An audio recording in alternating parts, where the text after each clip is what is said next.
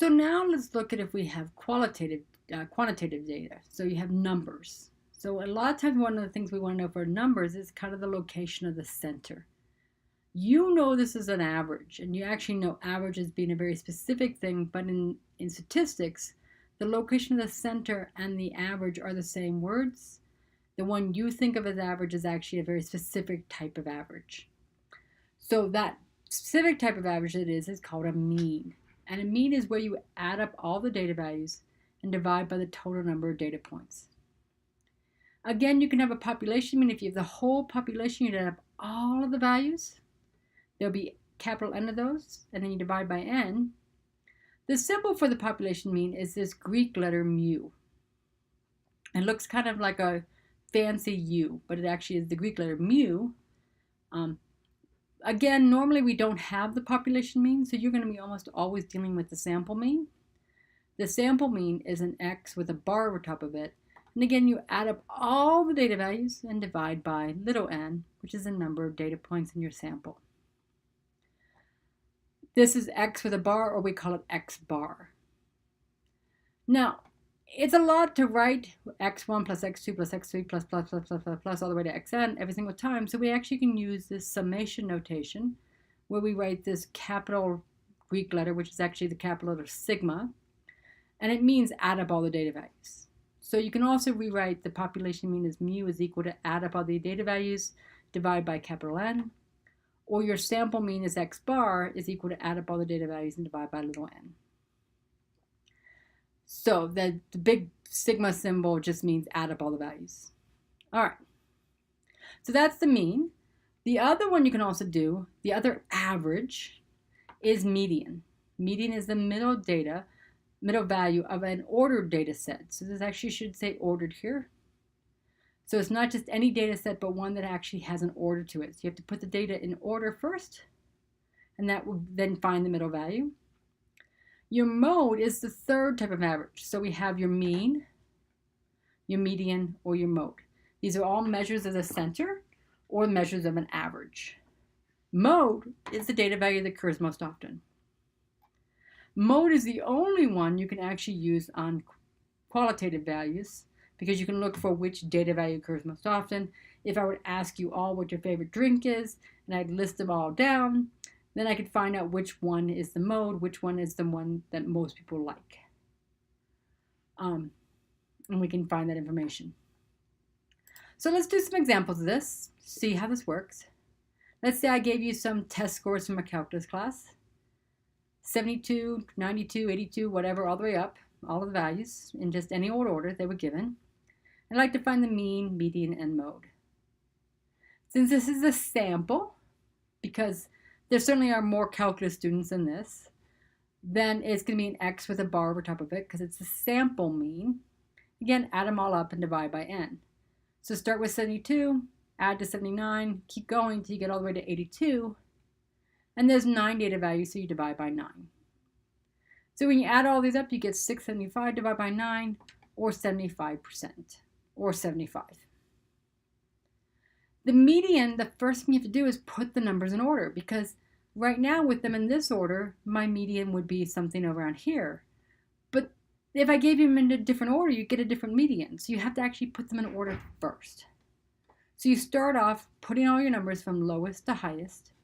50 is the lowest, then the next one 63, then 71, 72, all the way up to 92. And then what you do is you work kind of on your outside. So you think about having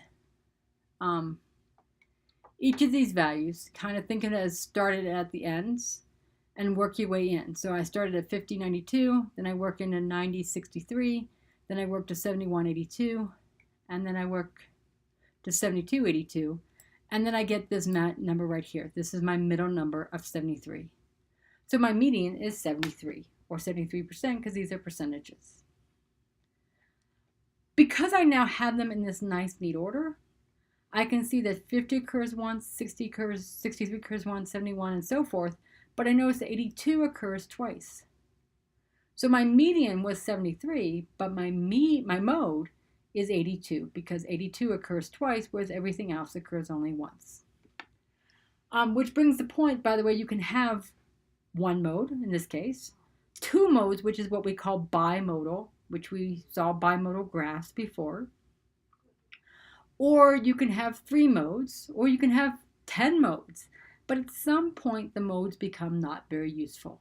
So usually when I have more than 2 modes, I say there's no mode. There's different people disagree with this. You can do other things you want, but really it becomes useless if you have more than 2, let's say. This is a little tedious to do, so we can actually use our calculator. So I want to show you how to use your calculator. Oh wait, before we do that, let's say that there was one more test score. Let's say one other person took their test, they got a 20. So now if I find the mean, oh, I see, hey, it's a 69.5. Remember before when we didn't have the 20 in there, the mean was a 75. The median, now if I move from outside to inside, I keep my way in, and notice I now have 2 numbers that are right in the middle. So when you have 2 numbers that are right in the middle, then we find the median as being the mean of these 2. So you'd add the 72 and 73 together, divide by 2. In this case, you get 72.5. Remember, originally the median was 73. So we're not too far different here, whereas here there was a big difference. Notice the mode, still 82 occurs twice, everything else occurs once time, so the mode still is 82. So one thing I want to point out to you is that the mean changed a great deal with adding that 20 in. The median didn't change much at all, if any. The mode didn't change at all. So the mean is most affected by outliers. It has nothing to do with how they're calculated. A lot of people think the mean and median are different because of how they're calculated, but it has to do with those extreme values, or what we call outliers, affect the mean, and they don't really affect the median or mode. So, last thing is that, like I said, you can use your calculator. So I want to show you how to use this on your calculator. So what I need to do is I need to get a calculator up here. So let's say I have a calculator. I'm going to first go in with my calculator, and I'm going to go into this STAT button, which stands for stat, or stats, or statistics. So I'm going to click on this stat button, and I'm going to go into number 1, which says edit. I'm going to hit enter to go into number 1. If there was data in this column, like let's say there's a 5 here, and I'm going to clear that out. I go up to arrow up until I'm on the name L1. Notice it's down here, it shows you L1 as a list with a set notation.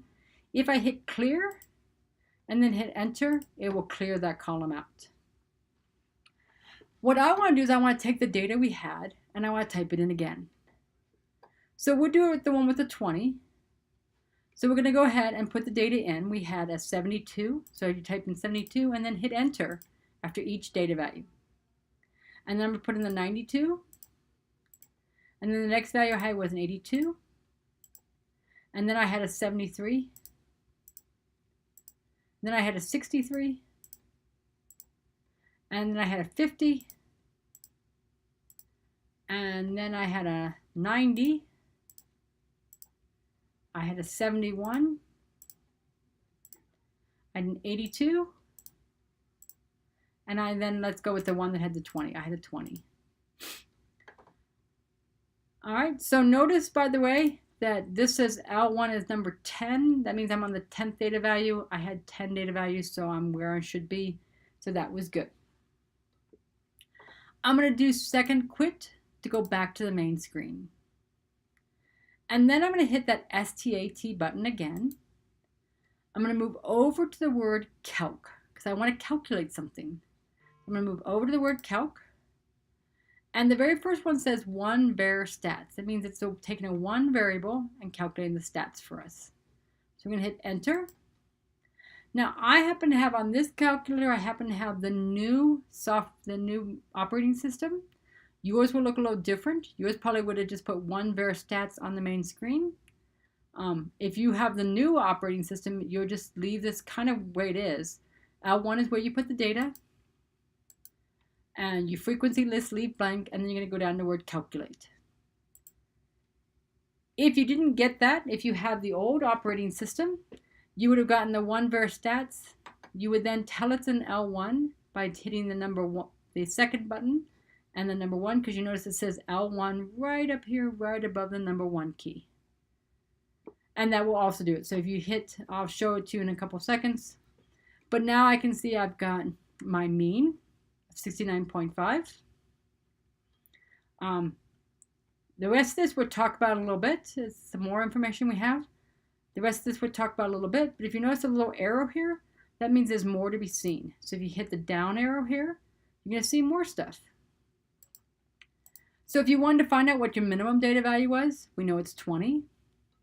If you want to know what your median was, remember we said it was 72.5, and here's your maximum. So it gives you the information. Just to real quickly show you if you have the old operating system, I'm just going to show you what it is. You don't have to do what I'm doing right now. I'm just going to try to get myself into the old operating system and show you what it would look like in the old operating system. So if you use the old operating system, you'd hit, again, the stat button. That's not changing. You put your data in. By the way, it's still there. And you go over to Calculate. Hit Enter to get the 1var stats. Notice it just puts 1var stats on your main screen. Then you hit the big second button and the number 1, so it says L1. That just tells the calculator, hey, I want you to do 1var stats on the data that's in the L1 column. Hit Enter, and you get the same exact information we got before. All right, so that's how you can use your calculator.